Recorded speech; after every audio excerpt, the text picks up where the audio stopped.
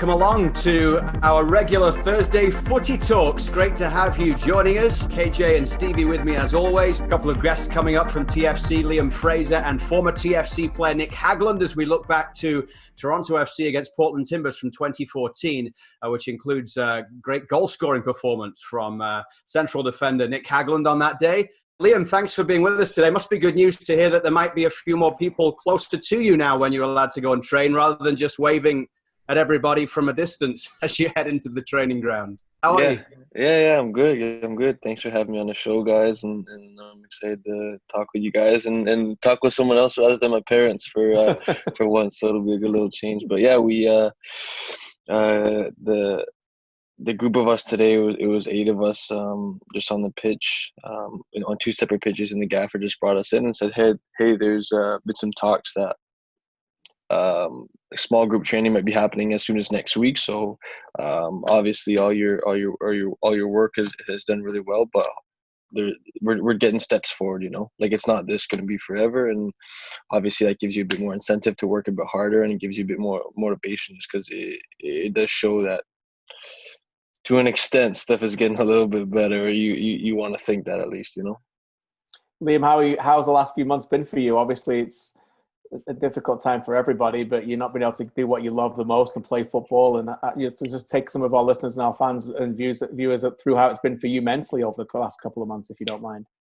Yeah, it's like cutting cold turkey. It's crazy. You go from, I can speak for the whole team here, where you go from doing some literally every single day for the past 10 plus years to not being able to do it at all for the past 2 months. And that's where it kind of just does change from off season, is you're not even allowed to the training grounds right now. You have no access into the building and to the facilities or the equipment, for matter of that. Everything's just so programmed and set for you. But it's one of those things, like I speak about it with some other people as well. We have no control over it at all. So it's not, if you let it kind of get the best of you and you let it work you up, then that's just gonna kind of do your head in more than anything, So you just gotta kind of take it in stride, and like for me mentally, it's kind of just been like, well, you want to give yourself the best opportunity for when we do come back, that you hopefully are a step ahead of other players and other teams, and kind of put yourself in a better position. So like I was talking in a Zoom meeting before, and they were asking, hey, what's up you could do? And if it's even practicing your left foot, practice turning, something that you wouldn't necessarily have the time for before that, maybe you're not as dominant at to work on. So I mean, you just got to make the best of a bad situation, kind of. Liam, I was in a national team camp with you in January, and I saw you absolutely crushing it. Your runs across the field and your fitness was another level. So I'd love to know, I could see you and Ozil having some challenges about what you were doing in this time where it's been difficult. Have you been running on the roads? Have you been on a bike? How have you been motivating yourself to get even fitter or to keep that fitness at an optimal level? Yeah, so you just got to do it. Like some of the stuff, like I wake up in the morning, my dad will be up in the morning. I'm just like, fuck, this is going to be the absolute worst. Like it's cold, it's pissing rain. But it's just like, it's whatever, it's an hour work, whatever. It's just, you get it done and it's for a bigger purpose than just you working out for an hour. So usually I'll run or bike in the morning and then do the opposite in the afternoon. And then they kept a small pitch open near me. Because it was an elementary school, so I was able to still go there and play football every day or every other day and touch a ball and pass a bit with my dad. So it's not like I wasn't on the ball a few times a week, which is nice. But yeah, it's like I said, Steve. You gotta if you're committed to it and you're dedicated to doing it every day, then it won't be too hard, How quickly do you think you could, once they start to get the small group training and then the next steps after that? How long do you think you would need, Liam, to be able to get back to the fitness level you would want to be at to be able to go and play a game or just play 90 minutes? 2 weeks. I think 2 weeks of full team, 2 to 3 weeks of full team training where you can do a couple 11v11s, you can do a couple inner squads or even just small-sided games that kind of get you going. I think that's the one huge thing you're missing now. Apart from the fitness is the whole competitive side. Like you're not doing anything in small tight quarters where to basically win and get that winning mentality back. So I think once you kind of let that back into the environment for 2-3 weeks in training or in small games or whatever it may be, then it boosts your fitness, just because if you have that mentality, you're going to want to win and you're going to want to work harder. But from like a team standpoint and to be able to go 90 minutes, and from my understanding, it's still going to be 5 subs. So I think they're scaling back the 2 to 3 weeks to a bit shorter, just to allow with the 5 subs, and players don't have to be as fit or however you want to call it. But I think that's a fair timeline. Yeah, it's interesting because around the world it's very different. In the German league came back pretty quickly. The EPL is doing things differently, but they were already mid-season. In fact, they were already almost 9-10 games away from the end of their campaign, whereas you guys had the full winter, albeit you'd done a pre-season, but only 2 games into the season. So maybe fitness levels a little bit different there to some of the other leagues that had been in full flow before they got stopped. For sure. And guys are just getting the kinks out of them and kind of getting back into the groove of things in 2 games into a season. And then when this happened, it kind of just put a huge halt in it. And you can tell, and you can definitely tell some guys have tried their best to stay on top of it and make sure that they're doing the right things. And other guys have used the time to spend it a lot more with their family and kind of just make sure everything is okay on that front, which is totally respected on either side. Liam, let me ask you about the candidate squad, and obviously you've been involved with it for a few now with Stevie, and you were involved in a fantastic performance individually and collectively at BMO Field when you beat the United States. But 2 young Canadians are in the headlines this week in this Canadian soccer media, particularly Alphonso Davies for his performances in the Bundesliga, Jonathan David as well, who it looks like will probably go to the Bundesliga. We had him on TSM this week with my interview with him. Maybe you can just share with our listeners and viewers some of the stories that you have with these 2 behind the scenes in the camp, and what you think about these 2 when you train with those young kids. Yeah, it's they're another level. It's one of those ones where for Alfonso, for example, and you see him doing his defensive work, and you see him tracking back and dribbling and getting forward. Same with Jonathan, though.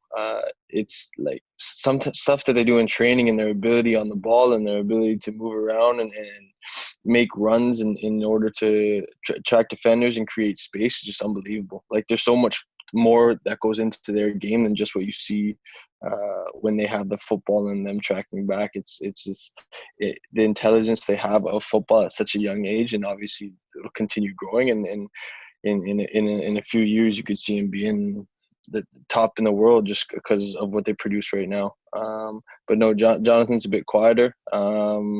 Regardless, though, what he does on the field speaks volumes, and I think that's kind of where he expresses himself. And Alfonso is a bit more outgoing and talks about and likes to joke around, but I think he has that switch and that realization too, that when you get on the pitch, it's just another level, and you have to be able to win and be the best, and they both have that. So it's great being able to play with them, and it's definitely something you enjoy and respect, and I can't wait to see what they both end up doing.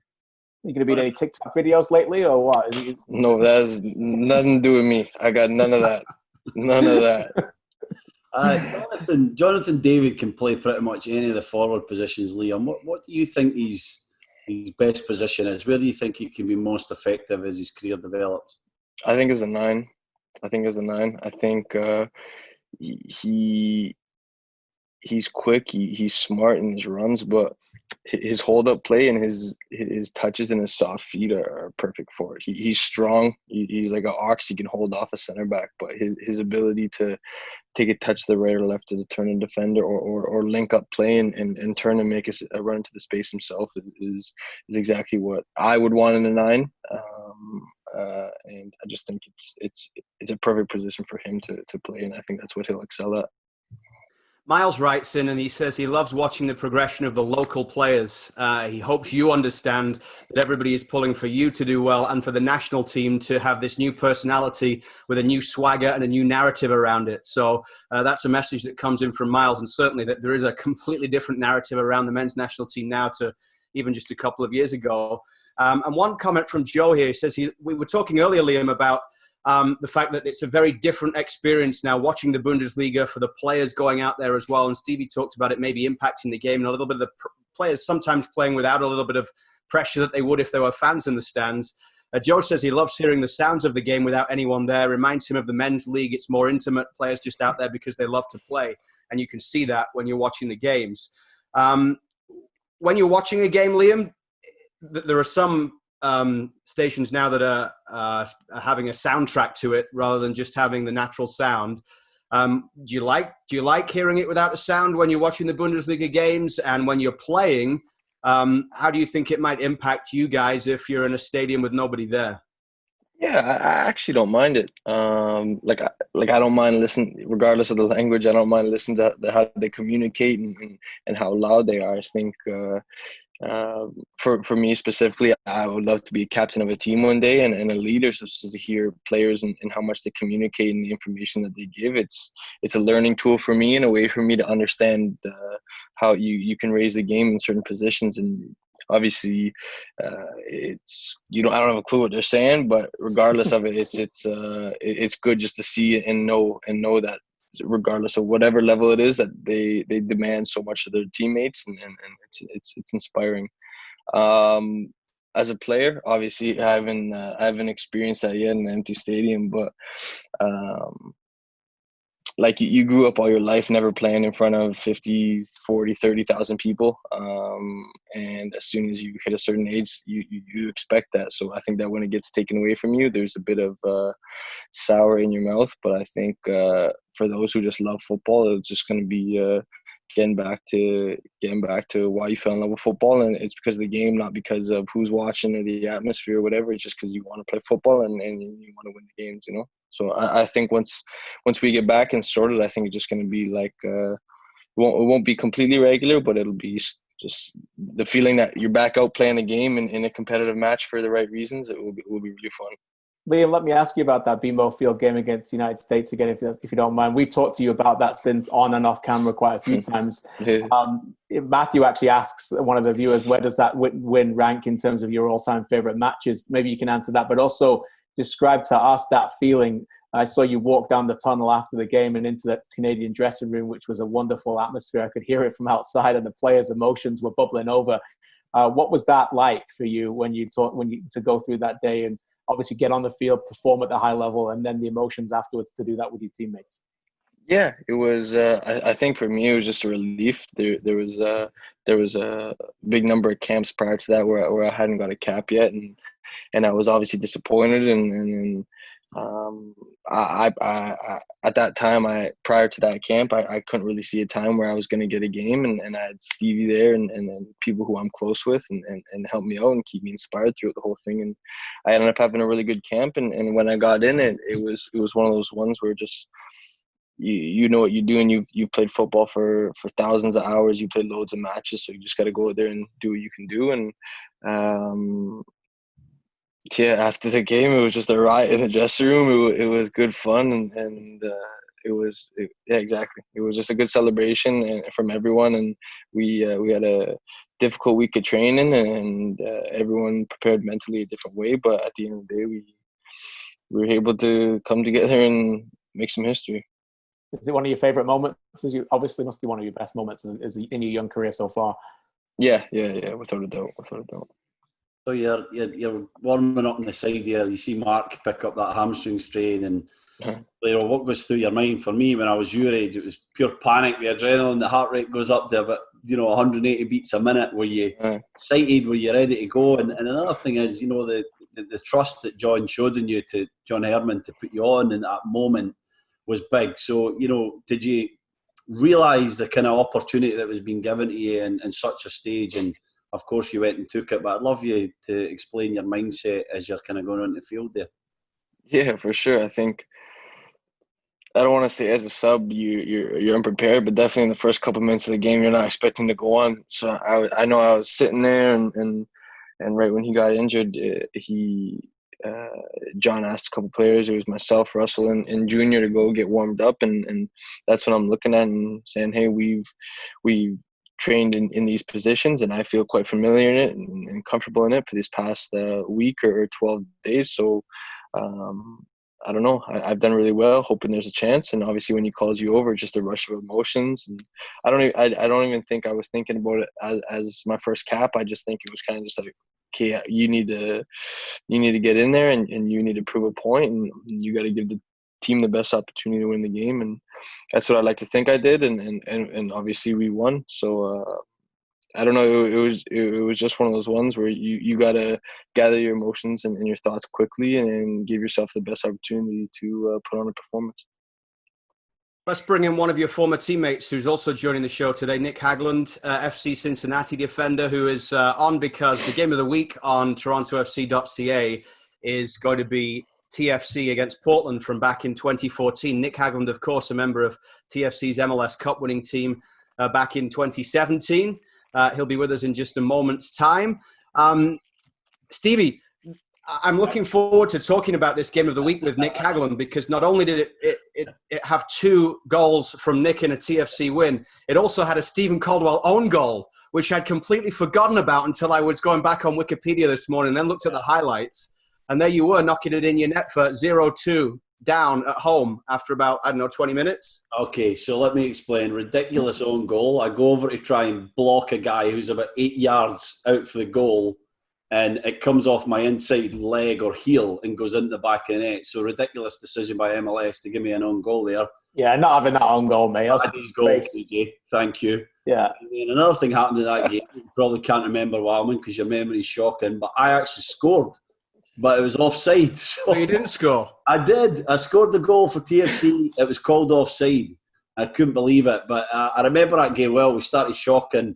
We were all over the place, 2-0 down. Big game for us. We needed the win, and we found another gear or two, and we really got into that game. It was a great feeling. It was, when you come back for 2-0 down, Liam will tell you, Nick will tell you in a minute, but it's a special feeling to come back for 2-0 down and to win the game. There's some great celebrations in the changing room after that. There he is. Hey, what's going on? How you doing? Look, I'm glad Liam wore a black hat, because we always used to call each other twins, so it's a good look for each other. We need our black hats now. I'm a little bit more tan than you, though. But You are. I guarantee. how you guys doing? Thanks for having me on. Good to have you.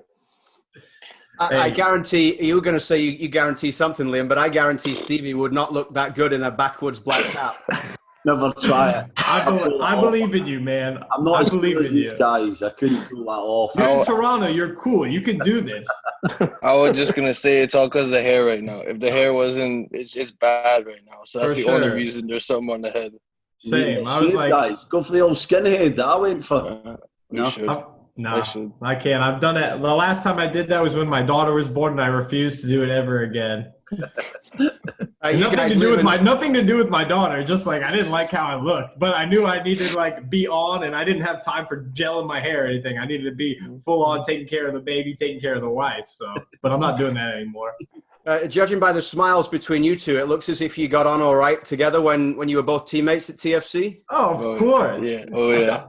Of course. Wait. Are you talking about Stevie and I, or are you talking about me and Leo? No, you and Liam. Oh, yeah. Of course. Oh, yeah. Yeah. Of course. I presume with Stevie, it was just he shouted at you a lot. Of course. He basically told me exactly where to go and what to do.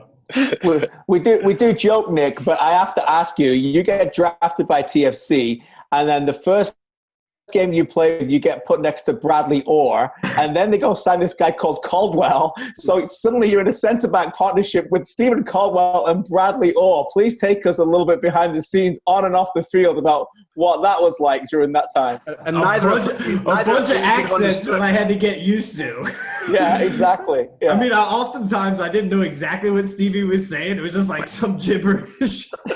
And then I would hear and pick it up. But no, it was great. It was, I mean, how many times do you get to come into the league as a rookie and have two veterans that, get to lead you and talk you through things? And, the first 5-6 games I was on the bench, and just getting to watch them and practice and train with them and watch their professionalism and how they did things.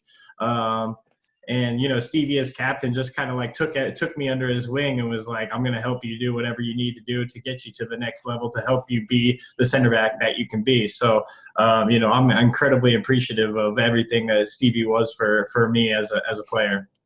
I have to say that with both these guys, and I trained with Liam a little bit at the end of my career when he was in TFC too, but Nick especially, because this was a guy that was coming in from college, and it's not an easy step for anyone who's listening or watching. It's such a big step coming from collegiate football in North America, or even academy, into the MLS. And this guy tackled it in the right way. Nick Hagglund, he did the right thing. He watched, he learned, he worked hard, he waited on his opportunity, and he was himself right from the start. So that's a key learning point for anybody listening, that you have to be yourself. You have to impose your personality. As everyone can see, he's got a wonderful personality, and he was very liked from day one within that squad, and accepted, of course. And I'm proud of you, mate. I really am proud of you, because you're a great boy and you deserve everything you get, as do you, Liam. But both you guys are still at that young stages of your MLS career. Nick, you've obviously won a few things already, but you moved to your hometown. You're back with Cincinnati. You're in Ohio. For sure. What's it like being back there? What's left for you? Is it solidifying a first team spot, achieving in Cincinnati? How do you take your sort of development, your game to the next level in Cincinnati now? Yeah, for sure. For the first thing that's awesome about being at home is that, I've always seen from being in Toronto, playing with Oso, Ash, Liam, Jay, all these guys who have a hometown tie, and to see like the joy on their face, especially when we won MLS Cup, like what it meant to them as kids growing up in the town, getting to celebrate with the fans, that watching them like jump into the crowd and be so embraced, because that was them when when they were kids, they were in the stands watching that. That is something I take personally. And when I wear the badge, when I wear FC Cincinnati, I'm incredibly proud. And I want that moment for all the kids, for all the fans that are in Cincinnati. I want to see that. And so for me, my hope is that we can win in Cincinnati. I want to bring championships. I want to bring cups and wins, and making the fans feel something. And so obviously we're a project. We're right at the beginning of everything. The beginning of TFC wasn't the brightest of times, so some things have been difficult, but ultimately there's going to be an opportunity at some point where this team wins, and I just want to be a part of that and be able to share that with the fans. We'll get into the game against Portland and some more Cincinnati stuff. Just want to say thanks to Liam for being with us today as the first guest on the show. All the best, Liam, over the next few weeks. See you, mate. Hopefully Thank you, guys. We'll see you soon back on the pitch. Perfect. Liam Fraser of TFC and Nick Hagglund, now FC Cincinnati. And Nick, you talk about winning things. And as a defender who is still looking to grow your game and learn from people, the new FC Cincinnati head coach, Jaap Stam, who's coming in, is probably not going to be a bad person to learn from for you, is he? For sure. I'm really excited for her to come in. And obviously he's stuck in the Netherlands right now, so I've only met him via Zoom. But yeah, I'm really excited to hear from him and what he, pick up every little bit of detail of his game and what he wants from a center back and apply that to my game. You don't run FC Cincinnati's social media, do you? No, I don't. Okay, so hopefully you recognize which one the actual – that was a great story. That was a great story this week. The best story for all you guys. The best part was the reaction of all the other teams who were congratulating Jaap Stam and putting out pictures of people. Bruce Willis, Jason Statham, all bold guys. Yeah. No, it was, he honestly, he addressed it too on our first Zoom call. It was like, made light of it and said, yes, this is me. I'm Jaap Stam. Don't worry. My body double isn't here right now. I'm feeling much better. I'm not sick. Don't worry. So, he made fun of it. And I think, that's great, to see that kind of demeanor, because anything that of Jaap Stam is hard-nosed, rugged, mean defender. And so we're assuming that he was pissed, which I'm sure he wasn't pleased with it. But to make light of it, I think shows like who he is as a manager, and moving forward, that he's just excited about the soccer. Nick, let me ask you about the overall attitude at Cincinnati, because obviously you had a couple of difficult times on the field. But Stevie touched on it earlier, and somebody who's covered Toronto FC, I can honestly say this: I think you made an enormous difference at that team with the culture. Bringing a different kind of relaxed atmosphere to that team at one point. And what is it like now at Cincinnati that you try and do that with you and Kendall Waston as well, who obviously can bring that attitude as well? Yeah, for sure. I mean, it was a tough year for us. We had 3 different head coaches. Beginning of this year, we lost that head coach, and then coronavirus. So the beginning has been incredibly difficult. But it's about trying to keep the group together. One thing that I feel like I learned from Toronto, my time in Toronto, is especially just the chemistry and the people that are there. Not getting rid of people and then bringing new people in. Trying to keep a solidified group so that a culture can be brought on, so that ultimately as the years go on, the group gets bigger and bigger that have the same mindset, the same mentality, the same culture, and that eventually will grow into something. So it's about finding the guys that are going to hop onto that core mentality and move forward onto the next year. And the bigger that group gets, you see what happens in 2017. The group is everyone played a part in that season. Everyone, was in on it, had the same mentality. And so kind of just trying to keep that together in Cincinnati and grab more guys that are going to jump on the bandwagon and being excited and, going to work hard, do the dirty work, but also, buy into what we're trying to do is key. Now, let me ask you about return to action in MLS, and I'm assuming you've still got an active role with the MLS Players Association. Yeah, and, I understand some of the information will be sensitive, but can you share with us maybe some of the concerns of the players? Is it health issues? Is it other things? And how close do you feel we are to finding out more information and getting back to playing football? Yeah, I think there's a lot of concerns. There's a lot of concerns for many different reasons. I think the length of time being away. There's so many different situations in terms of people's wives being pregnant. Some foreigners' families that they don't speak the same language. They don't speak English. They can't drive. They don't have a driver's license. They have 2-3 kids at home. Daycares aren't open, so families are going to be left behind. Also, the health concerns. There's not going to be a 100% you're going to be perfect. There's no risk.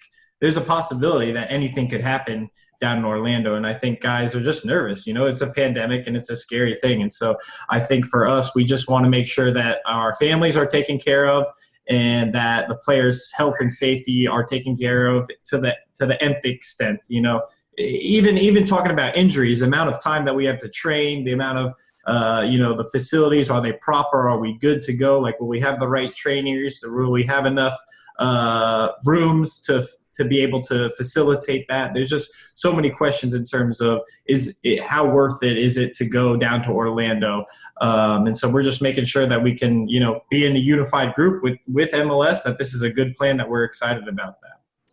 And so in terms of how soon I'm not really sure exactly how soon we're going to know, but the sooner the better, I think. As long as we can get on the same page, we can start ticking off the checklist of things that we need to get done and that we can get back to play as soon as possible. There's a couple of clubs who haven't yet returned to the training ground yet. Are you guys back in Cincinnati? Is everything moving forward there? Yeah, we've been back for about 2 weeks. We've been going in Monday, Wednesday, Friday to the 4 corners of our quadrants and running around, dribbling around. And it's fitness. I wouldn't say it's soccer. It's fitness. Disguised running, we used to call that, didn't we? Disguised running. Yes, disguised running. 100% ball work where you're doing more sprinting than dribbling. Miles sent a message and he said he loved you and your spirit in the TFC jersey, and that the season seat holders in the section that he sits in used to play a drinking game on how many headers were won by Nick during a game. He says, what a beauty. Great, probably pretty drunk. Just kidding. Definitely would have been drunk. The Portland game, because I'm sure that's memorable for you because of the goals that you scored in that game. It was a really strange game because of the injury early to Will Johnson as well in that match. Serious injury there and a Canadian international at that time. It's on TFC's website on Friday night, torontofc.ca. TFC come from behind to beat Portland 3-2, overcome the Caldwell own goal. Please, Nick, stick up. Yeah, for sure. It was one of the strangest own goals that I've ever seen in my life. Unlucky. I would have to say that, Stevie's Lincoln Log leg stuck out there. Wasn't helpful, but the way it bounced off, the back of your calf. Yeah. I swear it's the back of your calf. And it somehow bounces downwards and then straight up. It was crazy. And I was thinking to myself, like, how could this go wrong? Because during this game, it was it's like a stretch where we had to basically win all games and to make playoffs. And so this was the first one. There was a big one. I think we had a couple home games here, and we had to start this one off right. And so we go down 2-0 at half, and it's just like, oh, my gosh. Like, how could this happen? The pressure was mounting, and just like, oh, man, this is a terrible feeling. So what happened after that then? Second half. Why was it so different? I mean, we just had to go for it. There was no letting, we had to win. So we're just going to go for it as much as possible. And I also think Portland felt a little, I don't know exactly what they were doing in the standings, but they had dropped off a little bit and kind of let us play. Ultimately, we beat them on set pieces. But yeah, I think we had most of the control in the second half, and they kind of stepped off of us, and a couple of goals and a goal from Michael, and that's all she wrote. Yeah, the momentum was definitely building in that second half. I can remember them just penning them back. But these games are always weird when there's a big injury to a player. And a guy like Will Johnson, who we all respected, I can remember that. It was horrible. It was so innocuous. It was literally seconds into the game, wasn't it, Nick? And it was Mark Bloom and Will. And neither of them could pull out. They had to go into this challenge. And it was so unfortunate. And I think that always creates this kind of weirdness around the game, the atmosphere of the game, and for sure, it caught us at the start. We had a sloppy start, own goal, and a poor first goal, and then all of a sudden the momentum and the kind of belief was in us. But we knew we had to win that game. We were driven there, and Michael getting the last goal, who played really well that day. What I remember was really important for us, wasn't it? Yeah, absolutely. Yeah, no, I remember. Bloomy and Will both two guys that are never going to back out of a challenge. Just go in, just like cleat to cleat. They both kind of miss and also hit each other. And Will's down back. I think Bloomy had to get sub too, right? Yeah, I think Bloomy got hurt as well. Yeah. Right.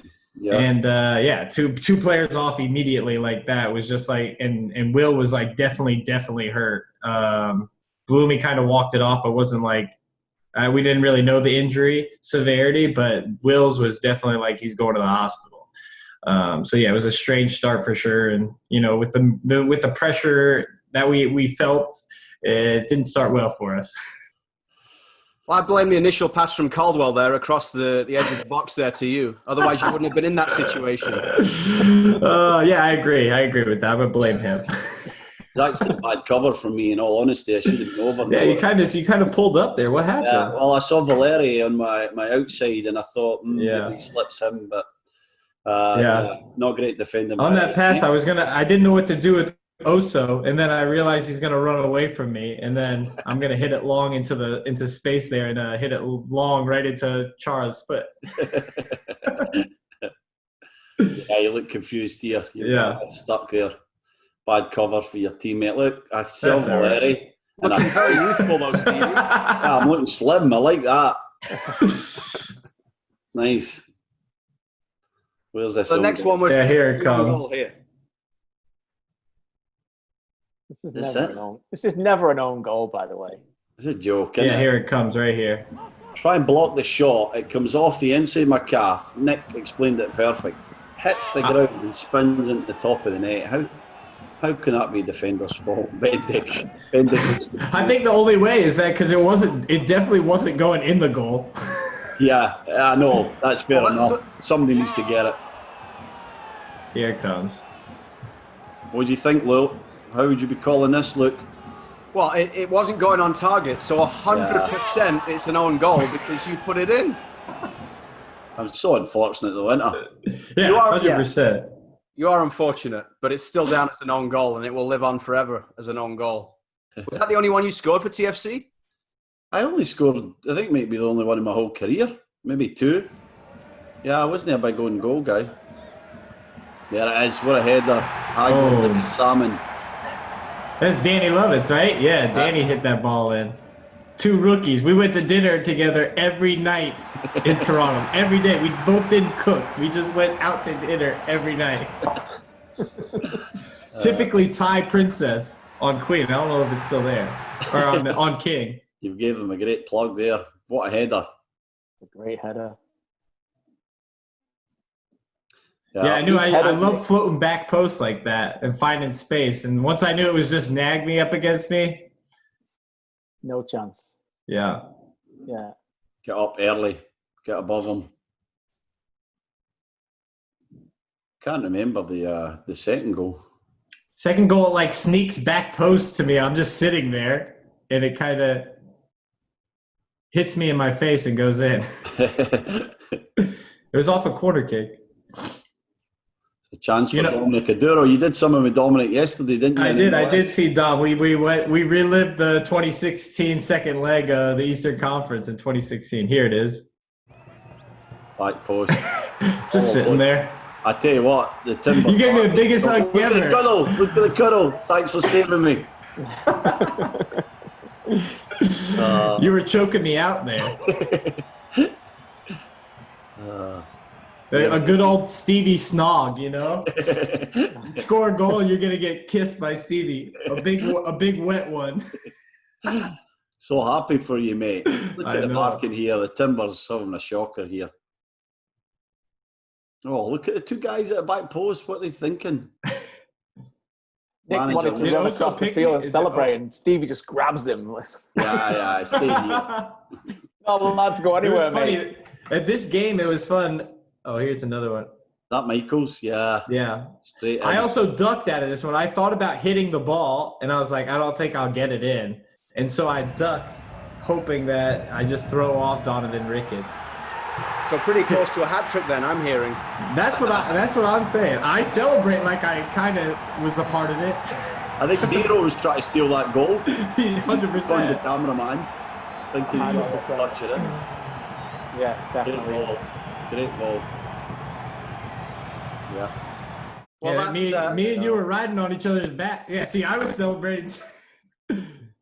Stevie wasn't close enough to get to you that time to tackle you down. Yeah.